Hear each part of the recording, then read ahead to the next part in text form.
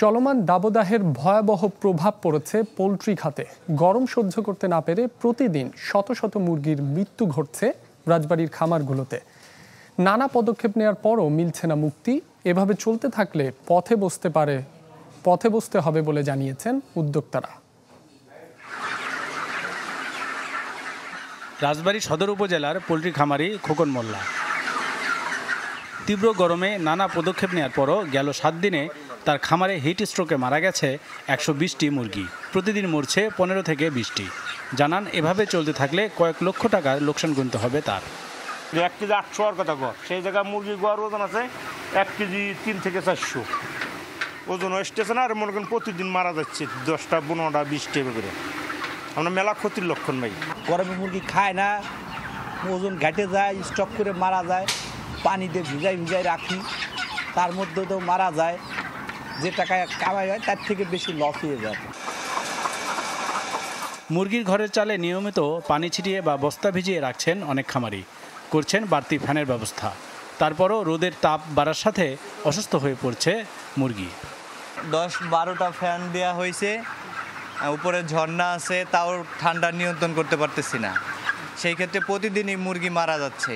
গড় মুরগি খাবার কম খাচ্ছে, খাদ্য পানি সব কিছুতেই সমস্যা হচ্ছে। অনেক মুরগি অসুস্থ হচ্ছে। প্রোডাকশন 20% কমে গেছে। ডিমের বাজার নিয়ন্ত্রণ একদমই নাই বললেই চলে। একটা ডিমের উৎপাদন খরচ 9 টাকা 30 পয়সা। একটা ডিম আমরা বিক্রি করতেছি 7 টাকা 90 পয়সা। এর জন্য আমাদের ওষুধ কস্টিং অনেক বেড়ে গেছে। নিয়মিত ওষুধ খাচ্ছি, কিন্তু তাও মুরগি টিকতেছে না। এর ফলে খরচ বাড়ছে। ওইদিকে মনে করেন নিয়মিত ফ্যান চালাইতে হচ্ছে, কারেন্ট থাকে না ঠিকমতো। জেনারেটর দিয়েও বিদ্যুতের ব্যবস্থা করেও আমরা মুরগি টিকাইতে পারতেছি না।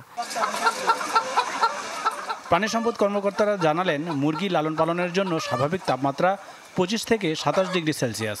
কিন্তু বর্তমানে গড়ে 40 ডিগ্রি সেলসিয়াস তাপমাত্রা মোকাবেলা করতে হচ্ছে মুরগিকে। যদিও খামারিদের নানা পরামর্শ দেওয়া হচ্ছে বলে দাবি তার।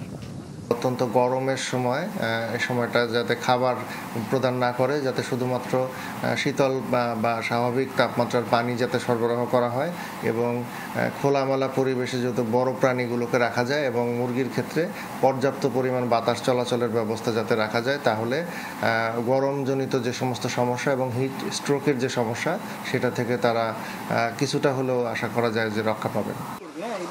এই গরমে মুরগির ডিমের উৎপাদন শতকরা 20% কমেছে বলে জানান রাজবাড়ীর খামারিরা।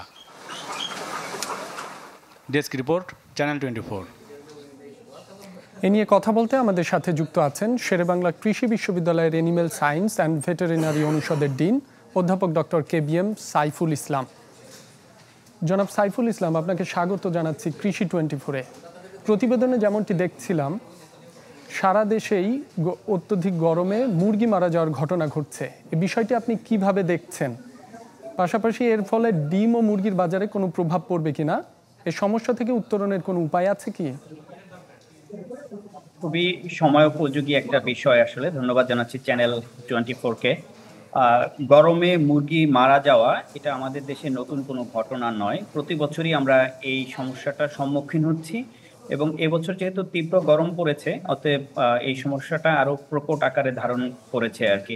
এখানে আমরা মুরগির স্বাস্থ্য ব্যবস্থাপনা প্লাস উৎপাদন ব্যবস্থাপনায় কিছু মেজার নেয়ার কথা আমরা বলি, যেগুলো প্রাণী সম্পদ কর্মকর্তা অলরেডি বললেন, যে ঘরকে শীতল রাখার ব্যবস্থা করা, তাকে শীতল পানি সরবরাহ করা, পাশাপাশি হচ্ছে তাকে দিনের বেলা অত্যাধিক গরমের সময় খাবার না দেয়া। এই বিষয়গুলো অবশ্যই মেনটেন করতে হবে। এভাবে এগুলোর ব্যবস্থাপনাটা ঠিক রাখতে হবে। ঘরের ভিতর মিস্ট আকারে কুয়াশার মতো করে যদি পানি ছিটিয়ে দেওয়া যায়, অথবা ঘরের ভিতর যদি ভিজা চটের বস্তা দিয়ে ফ্যান দিয়ে দেওয়া যায়, তাহলে অনেকটা ঘরটা ঠান্ডা থাকবে এবং বায়ু চলাচলটা, শীতল বায়ু প্রবাহ যেটা, সেটা নিশ্চিত করতে হবে। অনেক সময় মুরগির খামারের আশেপাশে বা খামারের চতুর্দিকে নেটের পর্দা দেওয়া থাকে, ভারী পলিথিনের পর্দা। এই পর্দাগুলো সরিয়ে ফেলতে হবে। চাল যেহেতু খুব গরম হয়ে যায়, চালের উপরে হিট প্রোটেক্টর পাওয়া যায় বাজারে, ফোমের উপরে প্রোটেকশন দেয়া, সেরকম করতে পারে। এটা দিলেও হিটটা অনেকটা প্রতিহত হবে। আরেকটা বিষয় যেটা হচ্ছে যে আসলে এটাতে বাজারের প্রভাব পড়বে কিনা, খুবই স্বাভাবিকভাবে বাজারের প্রভাব পড়বে, যেহেতু উৎপাদন কম হচ্ছে, ডিম উৎপাদন, মাংস উৎপাদনের হার কমে যাচ্ছে, খুবই স্বাভাবিকভাবে বাজারে একটা প্রভাব পড়বে এবং মূল্য বৃদ্ধি এর একটা সমূহ সম্ভাবনা আছে। সেক্ষেত্রে দেখা যাবে যেটা যে ডিম এবং মাংসের মূল্য বৃদ্ধি যদি হয়ে যায়, দ্রব্যমূল্য বৃদ্ধি হলে সেটার আলটিমেট ইফেক্টটা কিন্তু ভোক্তার উপরে পড়ে। অতএব দেখা যাবে বাজারে একটা সময় চলে আসবে যখন ডিম এবং মাংসের, আমাদের দেশের সর্বোচ্চ প্রোটিন যোগানকারী যে দুটা প্রোডাক্ট বা দ্রব্য আছে আমাদের, এই দুটার একটা ক্রাইসিসের মধ্যে দিয়ে আমরা চলে যাব আসলে। এটা আসলে খুবই লক্ষণীয় একটা বিষয়।